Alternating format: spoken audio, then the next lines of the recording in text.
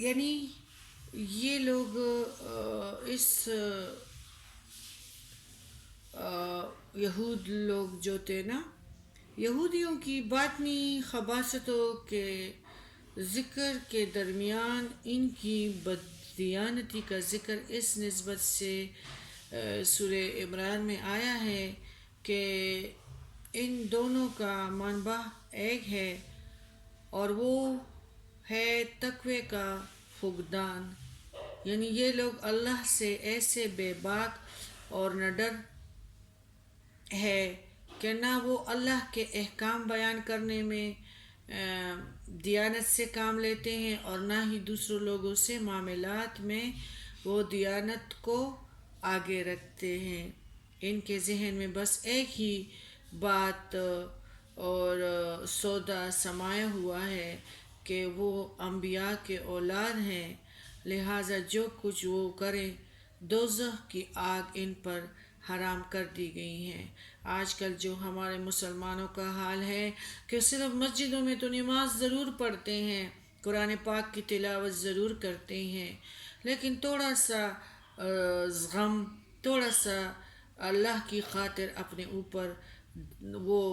تکلیف نہیں ڈالتے، اور متقی بن کے پھرتے ہیں اور ہر وہ کام کرتے ہیں جو ان کے من میں آ جائیں اللہ، اور ناجائز طریقوں سے وہ دوسرے اپنے مسلمان بھائیوں کے جو ہے مال بھی خراب کرتے ہیں، اور ہر کام آج آپ دیکھ رہے ہیں کہ ہمارے پیارے نبی کریم صلی اللہ علیہ وآلہ وسلم نے فرمایا کہ نمازی بھی ہوں گے، نام کے مسلمان بھی ہوں گے، لیکن وہ یہودیوں کی طرح یہ کہیں گے کہ ہم اللہ کے لاڈلے ہیں اور پیارے نبی کی امتی ہیں۔ تو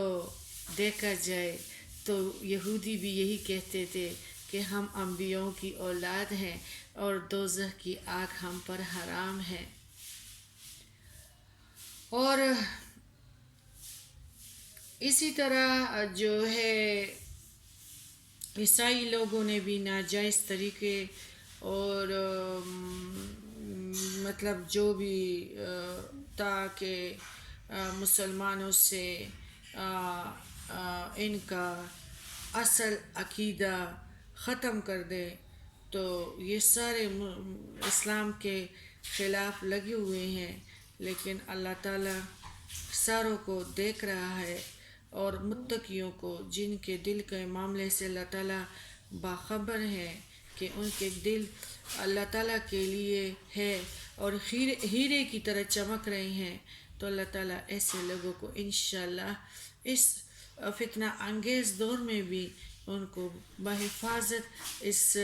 دیش سے انشاءاللہ اس ان کی کشتی پر انشاءاللہ ضرور لگا دے گا۔ جھوٹی قسمیں اور یہودوں میں اہل تقوی یہ لوگ جو یعنی فی الواقع اللہ سے جو ڈرنے والے تھے، وہ نہ اللہ کے معاملے میں کسی قسم کی بدنیتی اور خیانت کے روادار تھے، اور نہ لوگوں کے معاملے میں ایسے ہی متقی لوگوں میں سے ایک عبداللہ بن سلام اور ان کے رضی اللہ تعالیٰ عنہ اور ان کے حلق کا اثر کے لوگ تھے، جو لوگوں سے بھی کسی طرح کی بددیانتی نہیں کرتے تھے اور نہ ہی وعدہ خلافی کرتے تھے۔ اور جب انہیں یہ تسلی ہو گئی کہ ہمارے نبی واقعی وہی نبی ہیں جن کی تورات میں بشارت دی گئی ہے، تو وہ بلا خوف فوراً اسلام میں داخل ہوئے۔ اللہ کے عہد اور قسموں کے بدلے تھوڑا سا فائدہ اٹھا لینے کی بہت سی صورتیں ممکن ہیں۔ ان میں دو صورتوں کا ذکر بخاری میں آیا ہے۔ یہ دونوں صورتیں اہم احادیث کے الفاظ میں درج ہیں۔ اشعث بن قیس کہتے ہیں کہ یہ آیت میرے حق میں اتری، میرے چچا زاد بھائی کی زمین میں میرا کنواں تھا، آپ صلی اللہ علیہ وآلہ وسلم نے مجھ سے فرمایا کہ گواہ لاؤ ورنہ اس سے قسم لے لو۔ میرے عرض کیا یا رسول اللہ وہ تو قسم کھا جائے گا۔ آپ صلی اللہ علیہ وآلہ وسلم نے فرمایا جو شخص کسی مسلمان کا مال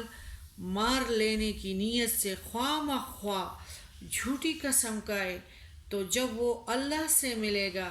تو اس وقت اللہ اس پر غضبناک ہوگا، اللہ منہ موڑے گا، اللہ کلام نہیں کرے گا۔ بخاری کتاب التفسیر۔ ہمارے حضرت عبداللہ بن ابی اوف سے روایت ہے کہ ایک شخص نے بازار میں اپنا مال رکھا اور ایک مسلمان کو پھنسانے کے لیے جھوٹی قسمیں کھا کر کہنے لگے کہ مجھے اس مال کی اتنی قیمت ملتی تھی، حالانکہ یہ بات بالکل غلط تھی۔ تب اللہ نے یہ آیت نازل کی، بخاری کتاب التفسیر۔ یہودیوں کے حرام خوری کی صورتیں، باقی صورتیں مثلاً فقہی اور یا کتاب میں تحریف اور یہ غلط تعویلیں کر کے غلط فتوے جو ان کا کام تھا، اور ان کے عوض مال وصول جو کرتے تھے، تو کسی سے کوئی چیز عرایتاً لے کر مکر جانا اور قسم اٹھا لینا، عرض کے بددیانتی کی جتنی بھی اقسام ہیں وہ اس آیات کا اطلاق ہے۔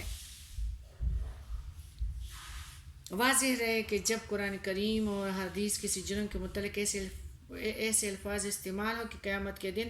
اللہ اس سے کلام نہیں کرے گا یا دیکھے گا بھی نہیں، یا اس سے اللہ کا غضب ہوگا، انہیں پاک نہیں کرے گا، تو ایسے گناہ یقیناً کبیرہ گناہوں میں سے ہیں۔ مگر ایسے جرائم کرنے کے باوجود یہ لوگ سمجھ رہے ہیں کہ قیامت کے دن یہی اللہ کے مقرب بندے ہوں گے، انہی کی طرف نظر عنایت ہوگی، اور جو تھوڑا بہت گناہ کا میل انہیں لگ گیا ہے وہ بھی ان کے بزرگوں کے صدقے ان پر سے دھو ڈالا جائے گا،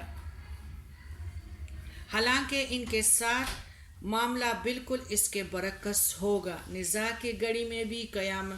قبر کی رات کو بھی، اور یہ ویسے جو ہے خوشکن اس میں پڑے ہوئے ہیں۔